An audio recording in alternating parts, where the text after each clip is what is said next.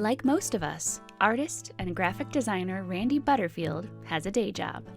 Most of our clients are in the spirits industry, which are the wine and alcohol.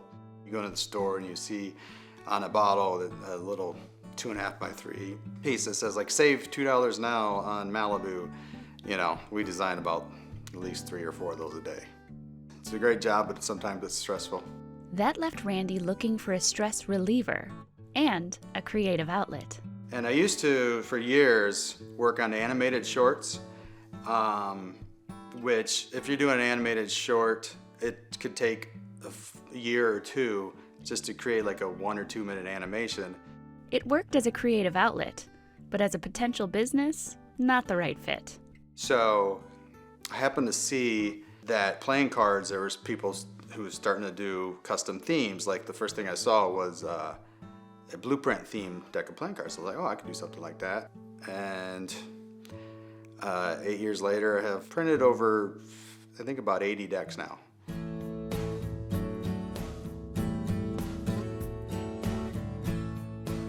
Well, the ideas can really come from anywhere. It's just what you think will sell well. One of my earlier decks was a Fabergé egg design. Spent about 6 months on it. I usually work on cards about 2 hours a night or so. So I spent about 6 months on that thing. A lot of renders, a lot of Photoshop cleanup and compositing work.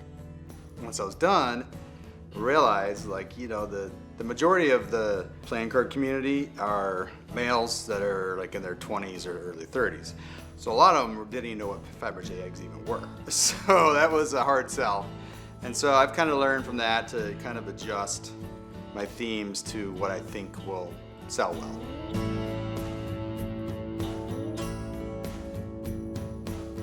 The last couple years I've kind of branched out a little bit. So like with the Wild West decks, I ended up hand drawing everything with pencil on paper.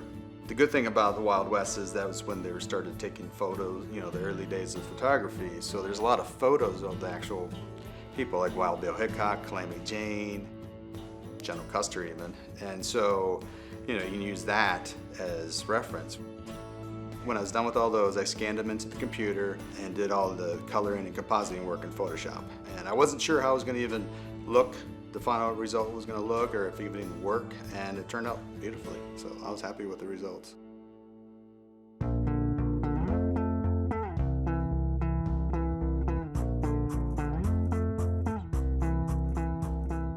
I've recently started doing shows like Indiana Comic-Con and stuff like that, and I've started getting a lot of people asking if I have any custom euchre decks. I'm like, well, I don't know what I would do with that.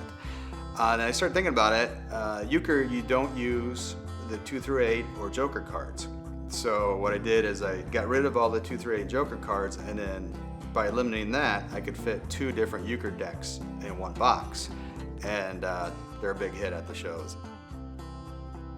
So I was curious and did one of my euchre designs on Kickstarter because I had no idea how it was going to work. It did fairly well, and I was surprised at how many people in Australia and New Zealand were also into euchre. I guess it's a big thing in those 2 countries also, which surprised me. The funny thing is everybody who plays euchre also has different rules. So like someone in Australia would be like, hey, do you have any cards that could work for like bid euchre with 7s also? I'm like, no. I gotta gear the design mostly towards the Indiana consumers.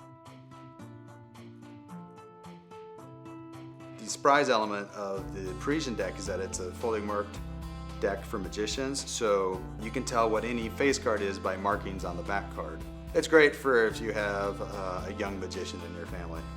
Randy's other designs include a series inspired by the art of Jackson Pollock, a deck that pays homage to an infamous Netflix documentary, 52 cards for fans of texting, and many, many more.